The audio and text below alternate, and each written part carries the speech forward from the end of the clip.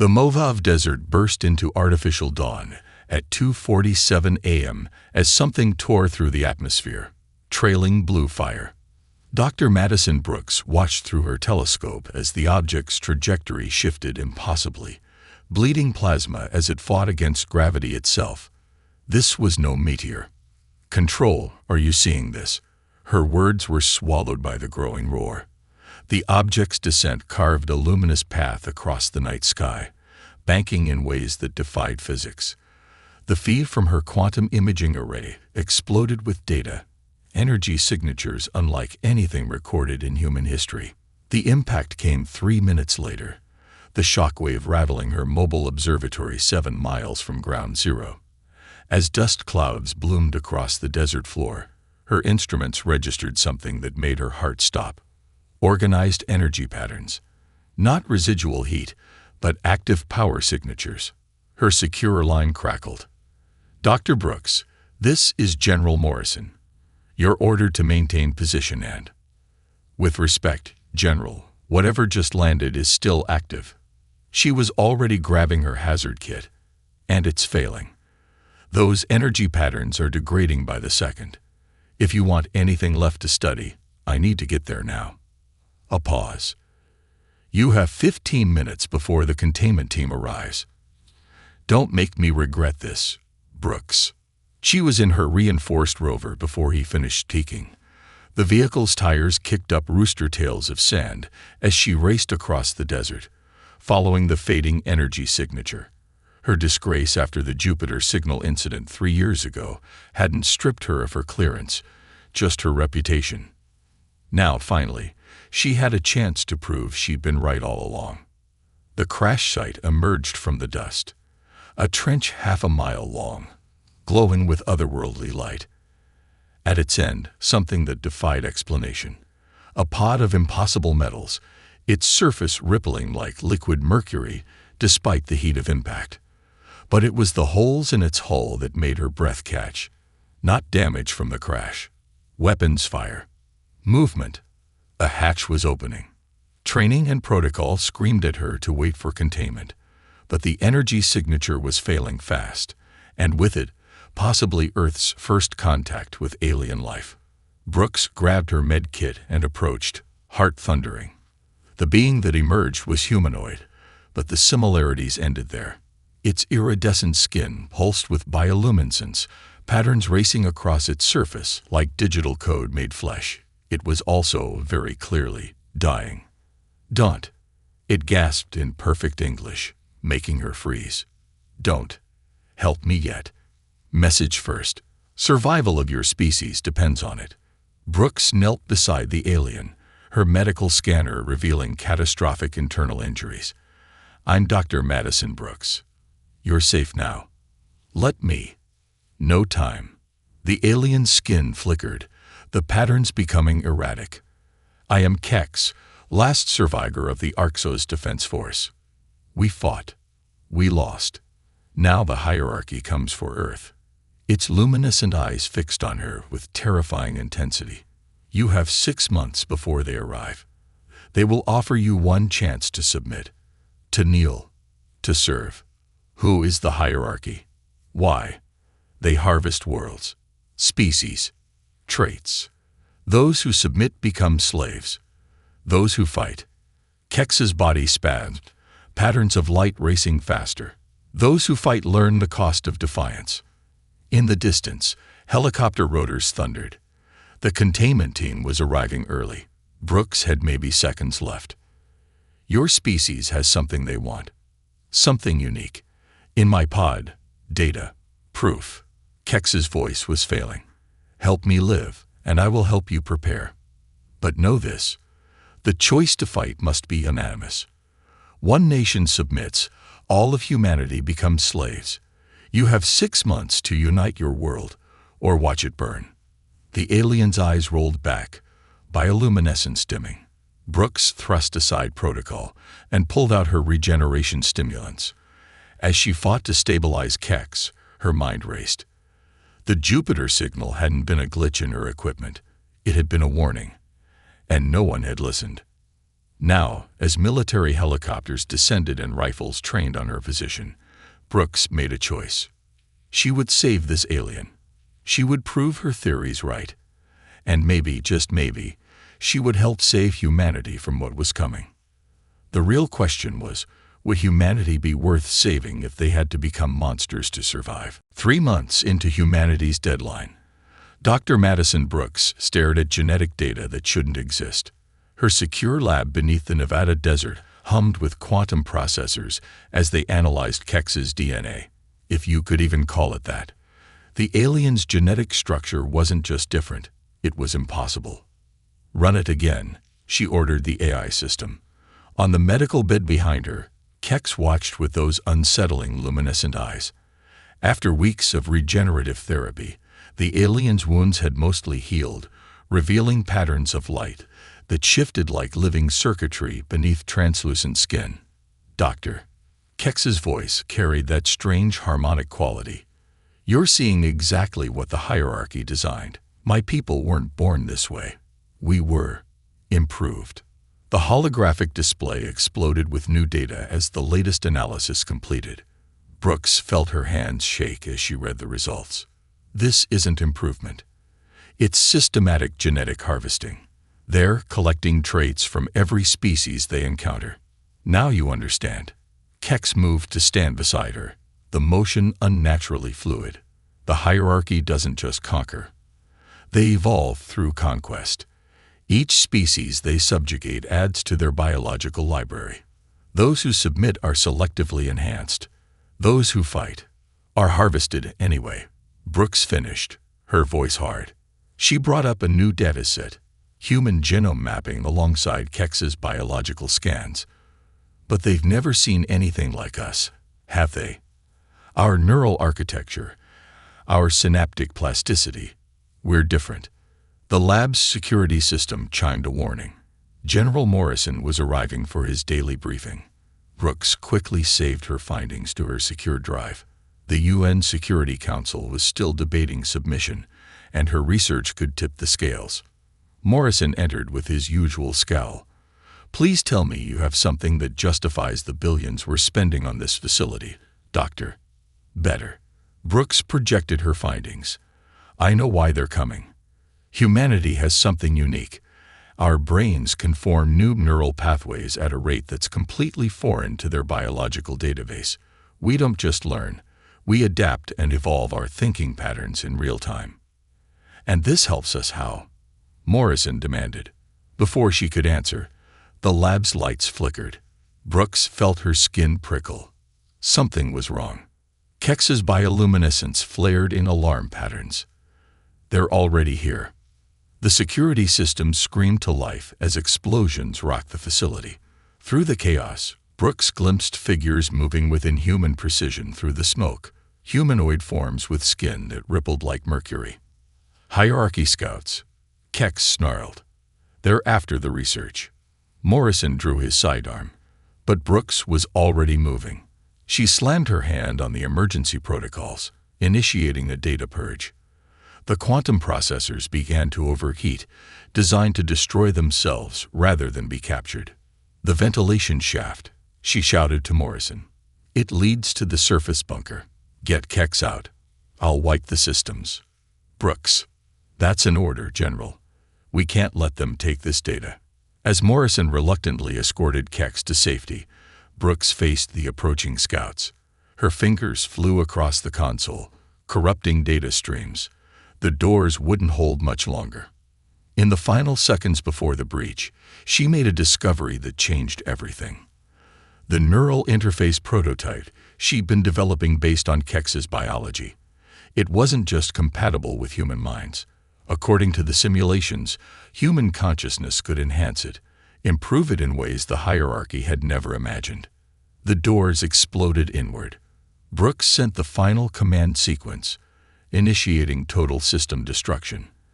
As the scouts reached for her with liquid metal hands, she allowed herself a grim smile. They were too late. The choice was made. Humanity wouldn't submit, not because of pride or courage, but because the hierarchy had never encountered a species that could turn their own biological weapons against them. The real question was, how many would die before Earth could harness that advantage? As consciousness faded under the Scouts' assault, Brooks's last thought was of the prototype data she hidden in her neural implant. The very thing that made humans unique would now become their greatest weapon. The war for Earth's future had begun 3 months early. Dr. Madison Brooks hadn't slept in 36 hours. Her hands trembled as she adjusted the neural interface prototype, ignoring the blood seeping from her nose, a side effect of pushing the human brain beyond its limits. Around her, the underground facility, dubbed Project Prometheus, thrummed with desperate activity. "Your biochemical readings are critical," Kex observed from his monitoring station, patterns of concern flickering across his translucent skin. "The neural load is—" "I know the risks," Brooks cut him off, wiping the blood away. "But we're out of time. The Hierarchy Scouts' attack proved they're already here. We need this to work." The prototype hugged the base of her skull, its alien metals pulsing with the rhythm of her thoughts. After her narrow escape, Brooks had discovered something unprecedented. Human consciousness could not only interface with hierarchy tech, but improve it. The cost, however, was becoming increasingly clear. "Subject 7 is ready, Doctor." Lieutenant Sarah Chen, their youngest volunteer, lay in the testing chamber. The 23-year-old pilot had been the only survivor of their first 6 attempts at replicating Brooks's neural connection. Brooks activated the chamber's quantum field. "Beginning test phase 7. Lieutenant, remember, don't fight the interface. Let it become part of you." Chen screamed as the neural tendrils burrowed into her cortex. On the monitors, her brain activity spiked into red zones. But something was different this time. The interface patterns matched Brooks's baseline. "It's working," Kex breathed, his bioluminescence pulsing with excitement. "The genetic modifications I suggested, they're allowing her consciousness to sync with the tech." Brooks watched in amazement as Chen's vital signs stabilized. The lieutenant opened her eyes, now shimmering with the same ethereal light as the interface. "I can feel it," she whispered. "It's beautiful." The test chamber's door slammed open. General Morrison stormed in, his face ashen. "Brooks, we have a situation. The Chinese government is considering submission to the hierarchy. Their ambassador's making an announcement in an hour." "They can't." Kex's patterns turned chaotic with alarm. "If even one nation submits, the hierarchy will claim the entire planet. It's how they operate. Divide and conquer." Brooks's mind raced. They needed more time, more successful interfaces.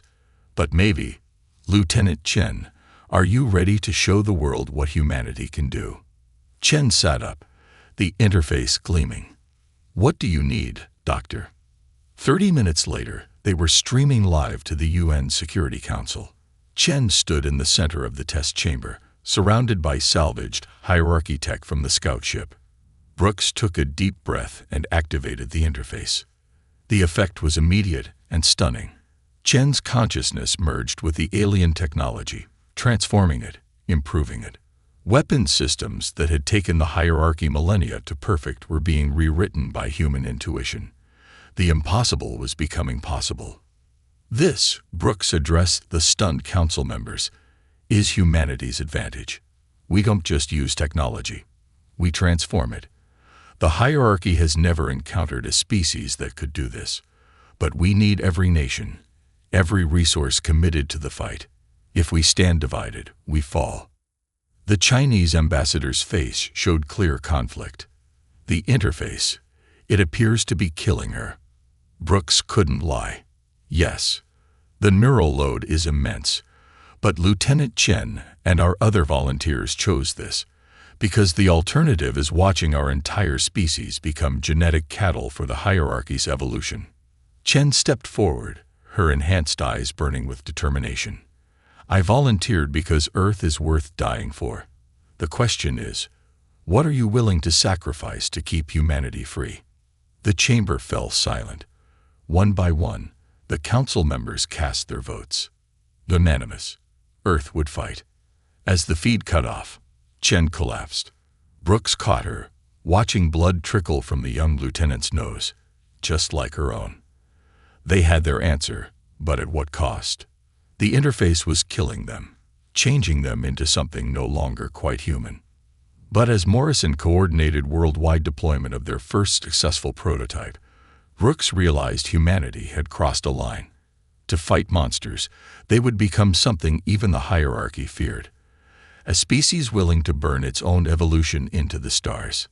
The question now was, would there be anything human left to save when the real war began? They came at dawn. Dr. Madison Brooks watched from Project Prometheus's command center as the hierarchy's fleet darkened Earth's skies. The neural interface at her brainstem pulsed with the combined consciousness of 37 interfaced pilots, each mind burning bright, each one slowly dying. Lieutenant Chen's voice crackled through the quantum comm, now carrying that distinctive harmonic resonance of long-term interface users. Ghost Squadron, in position. Neural sync at 97%. The interface let Brooks feel every pilot's fear, their determination, their acceptance of what was coming. Humanity's first, and possibly last line of defense. 3 squadrons of hybrid fighters, built from salvaged hierarchy tech and powered by human consciousness. Multiple atmospheric breaches detected. Kex reported, his bioluminescent patterns strobing with alarm. Standard hierarchy first wave tactics. They're deploying harvesters. The massive ships descended through the clouds, their liquid metal hulls reflecting the rising sun. Each was the size of a small city, designed to efficiently process an entire population's genetic material. They had done this 1,000 times before, on 1,000 worlds. But never Earth. Ghost Squadron, you have weapons free, Brooks commanded, ignoring the fresh trickle of blood from her nose. Show them why humanity was worth warning.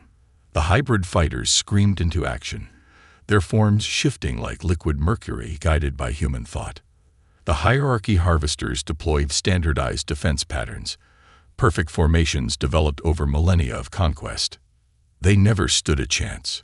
Chen's fighter dove through their lines, its form constantly morphing. One moment a needle of pure energy, the next a spreading cloud of nanites that devoured hierarchy shields. The other pilots followed, each bringing human creativity to a battlefield defined by rigid protocol. Multiple harvester strikes confirmed, Morrison reported, his voice tight with controlled hope. Their defensive algorithms can't adapt to our attack patterns. Brooks watched through 37 sets of eyes as humanity landed its first real blow against the hierarchy. The harvesters, designed to efficiently process defeated worlds, began to fall. Their perfect formations shattered against the chaos of human combat doctrine. Then the interface feedback hit. Ghost 3 is down, the AI system reported dispassionately. Neural burnout. Ghost 7, critical failure. Ghost 12, terminal synaptic collapse. Brooks felt each death, each mind going dark as the interface consumed them. Chen's consciousness burned brighter than ever, pushing past safety limits, but her life signs were failing. Second wave detected, Kex warned. They're deploying the symmetrists. New ships emerged from the clouds, their design unlike anything they'd seen before. Where the harvesters were utilitarian, these were wrong. Geometries that hurt the human mind to perceive. All squadrons, fall back to. Brooks's order cut off as Chen's fighter accelerated directly toward the new threat. No time. Chen's voice was wet with blood. They'll adapt to our patterns if we retreat. Have to show them something new, something impossible.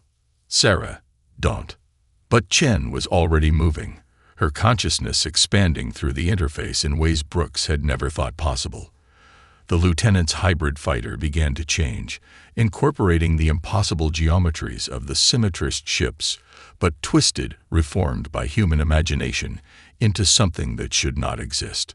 The symmetrists actually hesitated, their perfect formation showing the first cracks of uncertainty. Chen's voice came one last time through the quantum comm. For Earth. The explosion rewrote physics across a 10-mile radius. When the quantum distortion cleared, 3 symmetrist ships had been reduced to their base atoms.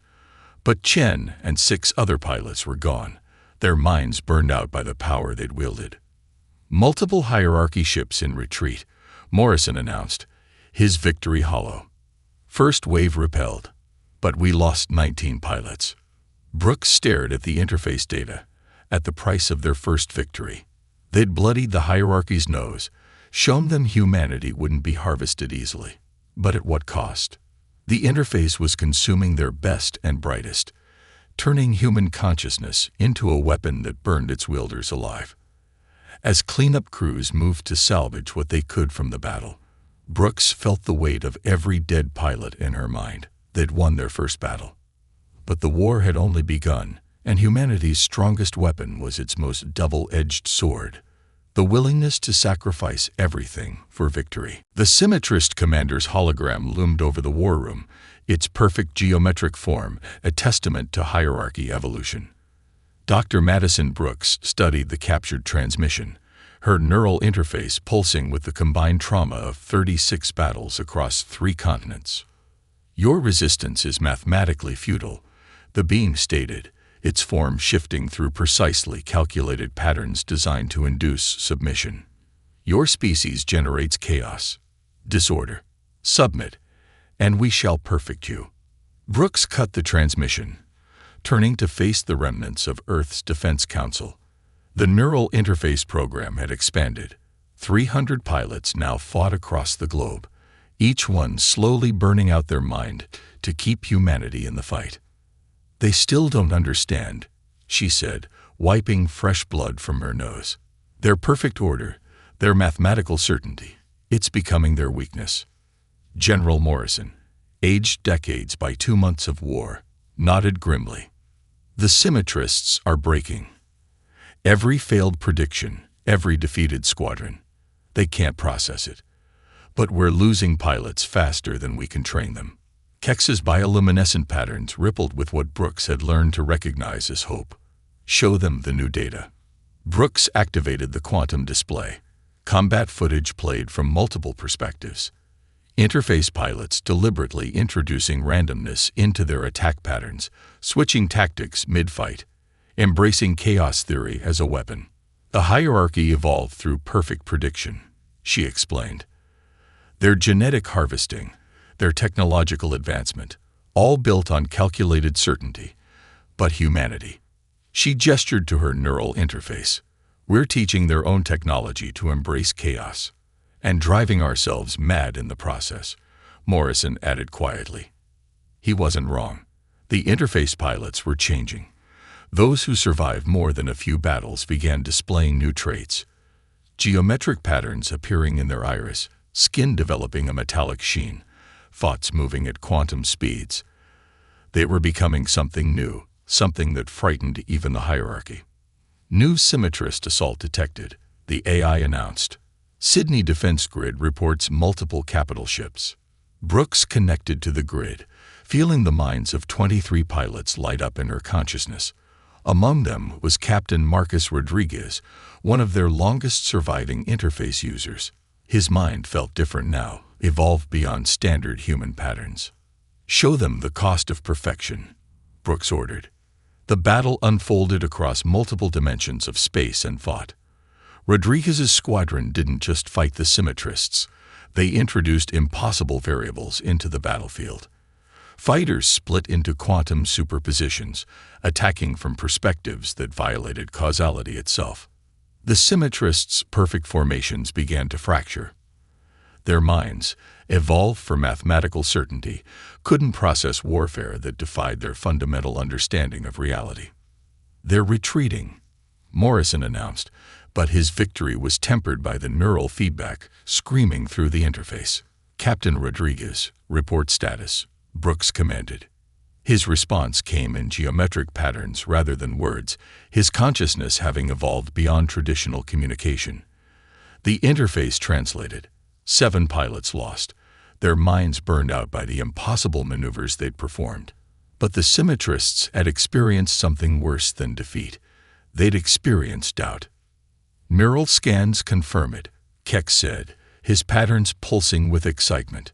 "The Symmetrist commanders are showing signs of cognitive disruption. Their certainty is breaking." Brooks accessed Rodriguez's final battle footage. The captain's evolved consciousness had done more than defeat the symmetrists. It had infected their neural networks with human chaos. Perfect minds exposed to human unpredictability were beginning to crack. "We found their weakness," she announced to the council. The hierarchy built their empire on predictability, on harvest-able traits and calculable outcomes. But humanity. She gestured to her interface, to the blood it drew, to the changes it wrought. "We're becoming something they can't predict, can't harvest, can't comprehend. And losing our humanity in the process," Morrison added softly. Brooks watched Captain Rodriguez's quantum readings, saw how far his consciousness had evolved from baseline human. Maybe humanity as we know it isn't enough to win this war. Maybe victory requires us to become something else entirely. The question hung in the air, heavy with implications. If they won this war, would there be anything human left to save? Or was the cost of breaking the hierarchy's perfect patterns the transformation of humanity itself? The next symmetrist assault would test more than their defenses. It would test their willingness to evolve beyond their own species to ensure Earth's survival. The thing that had once been Captain Marcus Rodriguez floated 3 feet above the laboratory floor, his skin a shifting lattice of liquid metal and quantum probability. Dr. Madison Brooks forced herself to face him, to witness what her creation had done to one of Earth's finest pilots. The hierarchy retreats from Singapore. Rodriguez spoke in harmonics that made reality shiver, their perfect formations shattered. But Doctor, his evolved consciousness reached through the neural interface, showing her images that human eyes were never meant to process. "We're becoming something they fear." Brooks absorbed the battle footage through her interface, each frame burning like acid in her mind. The transformed interface pilots had pushed the hierarchy back, yes, but the cost. "Neural patterns are completely rewritten," she muttered, studying Rodriguez's scans, consciousness operating on quantum levels. "You're not even speaking anymore, are you? Just translating your thoughts into something we can comprehend." "Evolution demands sacrifice," Kex observed from his monitoring station, his bioluminescent patterns expressing both awe and horror at what humanity had become. "But this is beyond anything the hierarchy ever engineered." The facility's quantum sensors screamed a warning. Brooks accessed the global defense network, feeling the burning minds of 200 surviving interface pilots. The images they sent confirmed her worst fears. The hierarchy was launching a desperate offensive. Worldwide. "They're targeting civilian populations," Morrison's voice cracked as reports flooded in. "No more precision strikes or harvest attempts. They're trying to force our submission through sheer brutality." Brooks activated the command channel. "All interface pilots, engage at will, whatever it takes." The battle that followed would be burned into Earth's collective memory forever. Interface pilots, more energy than matter now, ripped holes in reality to intercept hierarchy weapons. Cities were saved, but the laws of physics grew unstable around the engagement zones. Rodriguez led the counterattack, his evolved squadron moving in ways that turned hierarchy ships inside out across multiple dimensions. But with each impossible victory, more pilots burned out. Not just dying now, but transforming into something beyond human comprehension. "Moscow is secure," the AI reported dispassionately. "Civilian casualties, 37,000. Tokyo defense successful. Civilian casualties, 22,000. New York." Brooks forced herself to listen to every number, to bear witness to the price of their resistance. The neural interface burned at her brainstem, sharing the pain of every pilot, every death, every transformation. "Doctor," Rodriguez's voice resonated with newfound urgency. "The hierarchy, they're afraid, not of defeat, of what we're becoming, what the interface is creating." Through his evolved senses, Brooks saw it. The hierarchy's perfect order wasn't just breaking. It was being infected. Every encounter with the transformed pilots spread chaos through their neural networks like a virus. Their rigid minds couldn't cope with what humanity had become. "Show me the global casualty figures," she ordered the AI. The numbers appeared. Over 2 billion dead. Half of Earth's major cities in ruins. But they were pushing the hierarchy back. Not through superior technology or numbers, but through sheer spite-driven evolution. Humanity's willingness to sacrifice everything, even their own species' identity, had become a weapon the hierarchy couldn't counter. "We're winning," Morrison said quietly. "But look at what it's cost us. Look at what we're becoming." Brooks watched Rodriguez phase through multiple realities at once, his consciousness now operating on levels that defied analysis. The interface program had created something new. Beings that could outthink and outfight the hierarchy by abandoning human limitations. Perhaps, Kex suggested, his pattern showing deep concern, this was their real weakness. Not their perfect order or predictability, but their inability to comprehend a species willing to become monsters to remain free. Brooks touched her neural interface, feeling the changes already beginning in her own mind. The transformation that had taken Rodriguez was spreading through all long-term interface users. Humanity's greatest weapon wasn't their technology or their spite. It was their willingness to evolve into whatever they needed to be to win. As reports of victory poured in alongside rising casualty figures, Brooks faced the terrible truth. They would defeat the hierarchy. But humanity's victory would birth a new species forged in the crucible of spite and sacrifice. The real question was, would they be able to come back from what they had become? Dr. Madison Brooks stood before the last Human War Council, her form flickering between states of matter as the interface rewrote her consciousness. The quantum displays showed the hierarchy's remaining fleets, a fraction of their original invasion force, but still enough to destroy what remained of Earth's cities. Their neural network is vulnerable. She spoke in harmonics that made the air crystallize. Every encounter with our evolved pilots has corrupted their perfect order. Now we deliver the final stroke. The council members, those who remained human, stared at her with a mixture of fear and awe. General Morrison, aged beyond recognition by the war, leaned forward. "What are you proposing?" Operation Mindstorm. Rodriguez materialized beside her, his presence causing reality to shudder. "We inject pure human consciousness into their network. Not ordered, not controlled. Raw, chaotic, spiteful human thought." Kex's patterns flashed warning colors. The feedback, it would burn out every interface pilot simultaneously, and the effects on the hierarchy's collective consciousness would shatter their empire forever. Brooks finished. "Their minds can't process our chaos, our spite, our willingness to burn everything to remain free. So we give them all of it." At once, the quantum displays showed the transformed interface pilots positioning themselves around Earth. 200 beings that had once been human, now existing as quantum probability waves of pure consciousness, each one ready to sacrifice themselves to break the hierarchy's perfect order. "The cost," Morrison whispered, "is already paid." Brooks's voice resonated across multiple dimensions. "Look at what we've become. There's no going back. But we can ensure it means something." She activated her neural link to all interface pilots. Their evolved minds joined in a chorus of impossible harmonics, each consciousness burning brighter than a star. Through their combined awareness, she saw the hierarchy fleet as it truly was, a crystalline network of perfect thought, about to meet a tsunami of human chaos. "Execute Mindstorm," she commanded. Reality tore open as 200 evolved human minds launched themselves into the hierarchy's neural network. Brooks felt her consciousness expand, burning through dimensional barriers as she led the assault. They weren't just attacking the hierarchy's ships or weapons. They were attacking the very foundation of their empire. Perfect order met human spite. The effect cascaded through the hierarchy's network like a virus. Memories of Earth's resistance, of humanity's willing transformation, of their spite-driven evolution. All of it poured into minds engineered for mathematical certainty.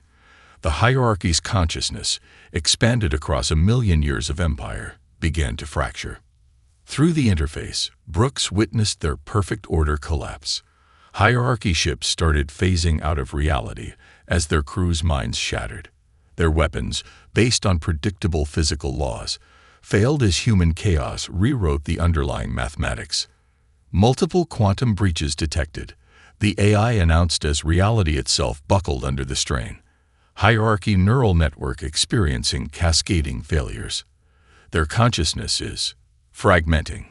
Brooks felt Rodriguez's mind rush against hers one last time as his evolved form burned out. Worth it, his thoughts echoed. Show them the cost of perfection. One by one, the interface pilots sacrificed themselves, their evolved consciousness becoming the weapon that broke the hierarchy's empire. Brooks poured her own mind into the assault, feeling her human form dissolve as she became pure thought, pure spite, pure chaos. The hierarchy's remaining ships began to fall from the sky, their crews driven mad by exposure to raw human consciousness. Their perfect order hadn't just been defeated. It had been infected with something worse than chaos. It had been infected with humanity's willingness to spite itself to remain free. As her consciousness began to burn out, Brooks glimpsed the future through evolved senses. The hierarchy's empire collapsing as the infection spread, their subjugated worlds rising up as perfect order gave way to beautiful chaos. Earth had done more than survive. They had broken the mathematical certainty that had ruled the galaxy for 1,000,000 years. Her last human thought, before the interface consumed her entirely, was a question. When the story of Earth's resistance was told across the stars, would they be remembered as heroes who saved humanity, or monsters who sacrificed it to win? Perhaps they were both. And perhaps that was humanity's greatest victory of all. 5 years after Operation Mindstorm, General Morrison stood in the ruins of Project Prometheus, watching a being that had once been Dr. Madison Brooks phase between realities. Her form shifted like liquid starlight, consciousness operating on levels that his human mind could barely comprehend. The last hierarchy stronghold fell yesterday. Her voice resonated across multiple dimensions. Their perfect empire, broken by human chaos. But the price? She gestured to herself, to what she had become. Was it worth it? Morrison studied the quantum displays showing the changed galaxy. The hierarchy's fall had triggered a cascade of revolutions across their former territories. Enslaved species, inspired by Earth's resistance, were rising up. But Earth itself. 3 billion dead, he said quietly. Half our cities in ruins. And the interface pilots. He looked at Brooks, at the thing evolution had made her. We won our freedom, but we lost ourselves. Perhaps a familiar harmonic voice echoed as Kex emerged from the shadows, his bioluminescent patterns expressing complex emotions. Or perhaps you became exactly what you needed to be. The facility's ancient sensors hummed to life, detecting incoming quantum signatures. Through the shattered roof, they watched as the remaining interface pilots returned home. 200 beings of pure energy and thought, their consciousness evolved beyond human comprehension. They're all changing, Brooks observed, her form rippling with each word. Not just the pilots now. Exposure to our transformed minds is affecting baseline humans. The evolution is spreading. Morrison had seen it himself. Children born after Mindstorm showing impossible abilities, their minds naturally bridging quantum states. Humanity wasn't dying out. It was becoming something new. Something that could never be conquered or controlled. The galaxy fears us now, he said. We're the monsters that broke the unbreakable. No. Brooks's voice carried echoes of her former humanity. We're the proof that evolution demands sacrifice. The hierarchy tried to perfect the galaxy through order. We showed them a better way. Growth through chaos, strength through change. The quantum displays showed footage from across former hierarchy space, species learning to embrace change, to evolve on their own terms. Earth's resistance had done more than break an empire. It had shattered the very concept of perfect order. Your sacrifice is being remembered, Kex said, his patterns forming complex symbols. Across 1,000 worlds, they tell the story of Earth, not as victims, not as conquerors, but as the ones who chose to burn themselves to light the way for others. Through evolved senses, Brooks watched humanity's transformation spreading like a beautiful infection. The interface pilots had been just the beginning. Each generation would become something new, something more. Humanity's greatest weapon had always been their willingness to change. We didn't just survive, she realized, her consciousness expanding to embrace the truth. We proved that imperfection is strength, that chaos births creation, that the only perfect order is the freedom to become whatever you need to be. Morrison touched the scar where his own neural interface had once been, removed before the changes became irreversible. And the cost? 3 billion dead. Our species transformed. Our world forever changed. The cost, Brooks resonated, her form briefly resolving into something almost human, was exactly what we chose to pay. Not because we had to, but because spite and sacrifice and evolution were always our birthright. The quantum displays showed new ships rising from Earth's restored factories, not for war now, but for exploration. Humanity, in all its transformed glory, was reaching for the stars. Not as conquerors or victims, but as living proof that true strength lies in the courage to change. They came to perfect us, Kex observed, watching transformed humans phase between dimensions as naturally as breathing. Instead, you perfected yourselves. Brooks's consciousness touched the minds of her fellow evolved beings, feeling their unified purpose. They had become something beautiful and terrible, a species that had chosen to burn its own form to forge something new from the ashes. That's the message, she said finally, her voice echoing across all possible realities. Not that humanity survived, but that we chose to become the fire that burned perfection from the galaxy. And in that burning, we became free. The stars beckoned, and humanity, in all its chaotic, evolved, imperfect glory, reached for them with minds that danced through dimensions and hearts that still burned with beautiful spite. They had become the monsters that freedom needed them to be. And perhaps that was the most human victory of all.